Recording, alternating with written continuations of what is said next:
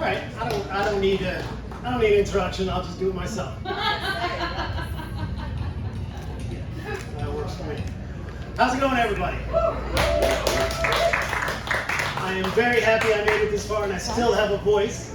That's a good sign. So my name is Martin Wiley. I'm a poet, a dad, a husband. My wife and kids are all here. My wife and son are on their way to the Union game after this, so that's why they have the Philadelphia Union game. So I'm a poet. I have, if anyone hasn't done this, you can take this quiz, and the winner gets a free copy of my book. Now this book is, we call it a memoir in poetic form, or a novel in poetic form. So it's based on growing up as a mixed-race kid in Jersey in the 80s. And so all of the titles in the poetry collection are based on lyrics of songs of the 80s. So the quiz is to see if you can guess the title of the song from the title of the poem. There are some deep cuts in there. I will be honest, there are some deep cuts. And if you're under 35, good luck. That's all I'll say. So anyway, so the collection is about growing up as a mixed-race kid in the Jersey suburbs. So I'm just going to jump right into it. So the first one is called "We Can't Afford to Be Innocent." Secret cigarettes tasted the best, spying on parents and neighbors as they slipped into matching station wagons or each year's slightly more expensive sedan, or the just-turned 45 fathers as they strode into a topless streak of a car. Hidden in the woods, we could watch them, and knowing they couldn't see the flames dancing on our lips made the burn last twice as long, made the fire feel twice as real. I wish I could remember, I said to Pete and Danny, just when I stopped being cute. It was a simple truth. Unfortunately, shifting bodies don't come equipped with an engine-like standard prepped to instantly flick on to warn of such looming transitions. One day, adorable, soft chocolate skin morphed into something intense, something bitter, something pure. The woods across from my house ruled our minds. This hidden world consisted of a 1 block long stretch of trees just wide enough to cover the fact that everything behind it looked the same as anything before it, looked the same as anything around it. Yet that strip stood out for what it hid, and that dead-end cul-de-sac seemed so much more alive because of it. We cupped the ends of those cigarettes, a nifty trick we picked up in our time fighting through the thick and deadly jungles of Vietnam movies. I'm telling you, it was a struggle every day to survive the endless monotony, the routine, all those deaths that took way too long to arrive. There was a sense of beauty within its horridness, a meaning in their war's meaninglessness. They, at least, knew what they were not willing to fight for. All we knew was who our enemies were, and sometimes that's not quite enough. When we were little, we were certain we were the reason for the woods' existence, and so we waged endless bloody remakes of the Battle of Endor, staged sprint-sized BMX races, and relished our first attempts at fistfights, candy cigarettes and bubblegum, and always remained just within bomb-shouting distance. The Andersons' dog had to be avoided, if at all possible. A Great Dane chained, lunging at the cage, both of us shocked when the bars didn't break. That dog knew me every time. Our block held 10 families, a fairly average number for the neighborhood, but 6 were black, the rest Irish, a darkness held back only by that simple strip of green. We hid in tops of trees, buried treasures under roots and leaves, starting with a box for comic books and moving on to a cooler for our parents' beer, and eventually a Tupperware tightly sealed for dime bags and rolling papers. Mrs. Anderson told me when I strolled over to walk my little sister home from a play date with their youngest, that the dog had been abused by a black man, a very black man, in her words, spoken with such sorrow and apology. And that was the reason why she would lose her little doggy mind when I came by. I was 10, light-skinned and glasses, an unkempt afro of blonde and brown hair, full of twigs and leaves and earth, eyes barely reaching over the fence that separated their endless backyard from the woods. A very black man. Such sorrow and apology. By the time demon puberty worked his magic, our flesh had long been transformed within the neighborhood's peeking eyes. At 4, we were precious, I said to Pete and Danny. By 8, precocious. And 10, dangerous.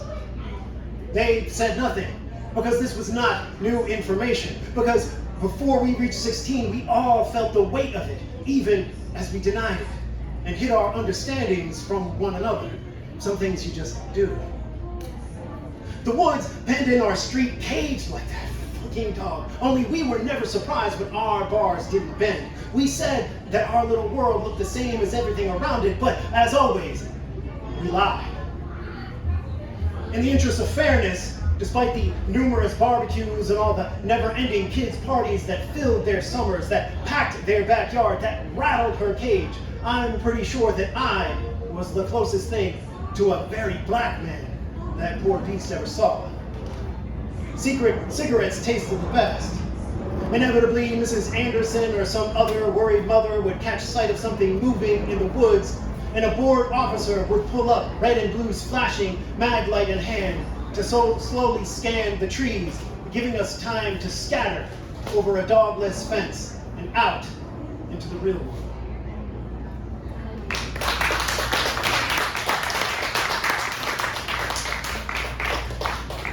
So this one is called Past the Days of Yes Y'allin'. It's Jersey Verse Part 3. There's 2 other parts. And yes, this was originally featured in Philadelphia Stories, purchased by Courtney Bambrick over there, former poetry editor of Philadelphia Stories. That's why when I said it, she wooed. She bought it. It was 2 Live Crew, of course, that taught me it was actually okay to like Bruce Springsteen. Fighting against the current on the way to second period biology, I felt a quick tug. Pete had snagged my arm, but he shouldn't have been there. Everyone knew he never missed history on the other side of the school, yet there he was, waiting. In his hand, a tape. There was a power once in tapes. Battered, worn, outer shell scratched, faded, yet the word Megadeth remained clear as day. He held it out to me. I prefer not to be rude to a friend, but you know, Megadeth. I wasn't really planning on listening to regular death, so that was a little too much. Yo man, you really gotta hear this. The right to be angry is the most American thing anyone can claim. Everything else is born from that. It is the very reason we want our guns or speech protected. More than a flag, more than a song, this is what brings us together, what makes us one. Get down for the prophets of rage. Pete thrust that tape into my hands, and I could see those little tabs at the top had been pierced, ruptured, conquered. What is it? He only shook his head like that. He was gone. Clear the way for the prophets of rage. In the summer of 1990, 3 members of 2 Live Crew were pulled off stage and arrested as they played at a sex club. Officially, they were charged with obscenity for music performed at a sex club. That might be the greatest sentence I will ever hear. When I finally got around to homework that evening, I threw Pete's tape on, figuring if I'm already doing algebra, no music's gonna make it any worse. No work got done that night. It takes a nation of millions to hold us back. The music was like bug repellent for parents, a screeching whine that repeated endlessly, effortlessly. The loop was the meaning was in the loop. I mean, the album started with a goddamn air raid siren, a warning, a call and response that flicked something buried within cultural DNA. It's like that, I'm like, Nat, leave me the hell alone. If you don't think I'm a brother, check the chromosome. It is an inconvenient truth that free speech can be attacked on all sides when a right-wing Florida DA locked arms with a Democratic soon-to-be vice president's wife to lock up some black dudes for singing about butts. The surreality of strange bedfellows goes both ways, however. In July 1990, 2 Live Crew released Banned in the USA, notable as the first album to come equipped with a parental advisory sticker. You have to understand, the title track drove white people in Jersey fucking insane. I played Pete's tape, flipped it, played it, the loop was the meaning was the loop. Stereo, describes my scenario. You see, this was Bruce, the poet of the Parkway, the god whose words united Wall Street commuters with Meadowlands tailgaters, who traced a sacred lineage from Dylan all the way back to Whitman, but better, more real than either of them could hope to be. A man of the people. And we all knew which people. My friends and I basked in the outrage of all those who screamed their love for Jersey Jesus and shrieked their horror that some no-talent blacks had taken sacred tracks and turned them into some weird anti-American defense of perversion. Finally, we thought, the music of the people who refused to hire us, who labeled me zebra or half-breed, who didn't bother to hide their disbelief when we aced their math test, who assumed we cheated when we bested their kids' SAT scores. For once, the music of the people who hated everything about us would be used to speak for us. And then, Kurt Loder, MTV News, interrupting Yo MTV Raps to report on the controversy, read a statement from the boss himself. Anyone who doesn't support Two Live Crew's use of Born in the USA obviously never listened to the lyrics of my song anyway. In those days, MTV still played music. And when the time allotted to hip-hop was over, they went straight to video. Bruce, in concert, Born in the USA. And for the very first time, my friends and I actually listened.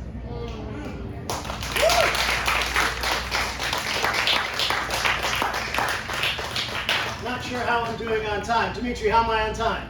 2 more. 2 more poems or 2 more minutes? 2 more poems, sir. I love you. All right, here we go. Thank you, thank you. Excuse me for a moment, I'm in another world.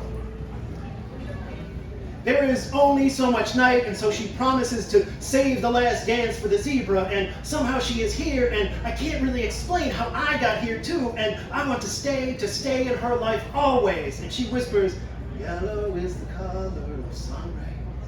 And I sing along, and she doesn't care that I can't really sing along, and for some reason she actually likes the way I dance, and the DJ says he'll play all night, but there'll never be enough night. And when her dress tears, she takes off my tie and makes something new, and never misses a beat, and I still can't believe she said yes, and we are a we, and everyone's watching, and I think I may just have to kiss her all night, but then I remember there's never enough night, so we'll have to find a way to make it last. And she promises to save that dance for the zebra, and I can't imagine asking for more, and her breath is on my ear and her body is on mine, and it's our time today. And I whisper, please let there be enough night, just this night. Please let it be that night, that one night, that endless long night, that never here tomorrow, that last night, that best night tonight.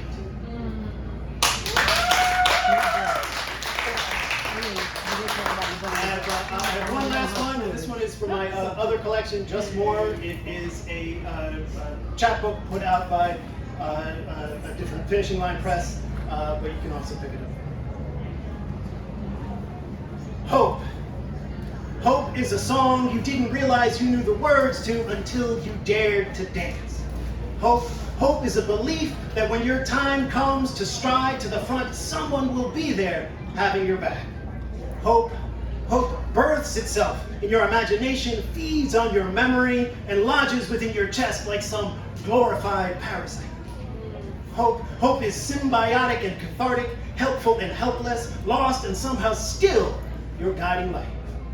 It will blister fingers and twist in your hands, slip and fall if you grip too tight, if you let go, if you stare too hard, if you look away. It has never existed, and it's all we are made from. Hope is a thing impossible to talk about without sounding corny or sentimental. It is a thing most needing to be talked about. My son told me that hope and compassion are the weakest emotions in these times, and 7-year-olds should never have to be that observant or that sad. I told him he was wrong. He could not be more wrong. Any person who can hold to hope, who can care even for others they do not know, who can believe this world somehow worthy of their effort. Such a person is to be feared, to be respected. A handful of such people scream down tyrants, build up governments, give birth to movements. He listened, silent, and in his face I could see it. To be honest, only a touch. But then again, just enough.